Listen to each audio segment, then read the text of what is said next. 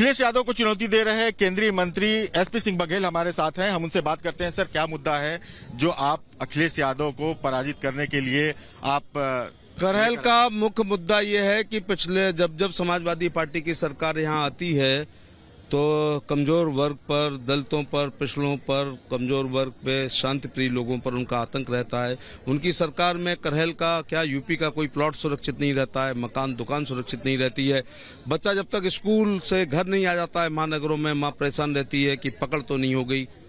और व्यापारी अगर अपने नियत समय से थोड़ा लेट आता है तो पत्नी चिंता करती है, थैला तो नहीं छिन गया, गोली तो नहीं लग गई। इसी इलाके का किसान रात में खेतों में पानी नहीं लगाता है उनकी सरकार के समय कि अगर पकड़ होगी तो गंगा की कटहरी में पहुंचेगी। और आगरा के डॉक्टर सुबह मॉर्निंग वॉक इसलिए बंद कर देते हैं कि भूरा यादव आएगा तो 5 करोड़ से कम की फिरौती नहीं होगी। आप उनके गढ़ में घुस के चुनौती दे रहे हैं। कहा जा रहा है उनका गढ़ है, इसी का खामियाजा भुगतना पड़ा, आपके ऊपर हमला हुआ।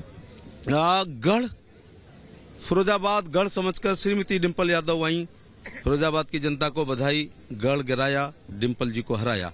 इसके बाद राजनीति शास्त्र के बच्चों को पीएचडी करना चाहिए, वो विषय मैं आज आपको आर भारत को दे रहा हूँ। वो विषय यह है कि श्रीमती डिम्पल यादव 2012 के उपचुनाव में कन्नौज जाती हैं, निर्विरोध सांसद होती हैं।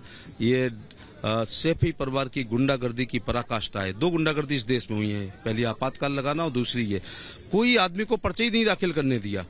और फिर डेमोक्रेसी की खूबसूरती और वोट का चोट देखिए कि वही डिम्पल यादव जो अर्श पर थी 2019 में हार के समय पूर्व सांसद के रूप में सैफी में बैठी हुई हैं। ये आप जनता की वोट की चोट का क्या उदाहरण है।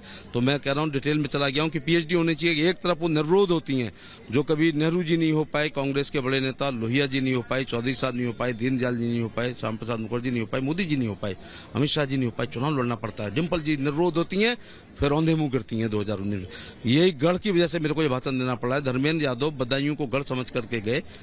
बदायूं की संघमित्रा मौर्य हमारे पिछड़े समाज की छोटी सी, आपके ऊपर 2 दिन पहले हमला हुआ और कहा गया कि अब बीजेपी बौखला गई है। जो लोग अपनी हार को टालना चाहते हैं फिलहाल के लिए कि ये चुनाव ना हो, वो भारतीय जनता पार्टी कैंडिडेट की हत्या कराना चाहते हैं।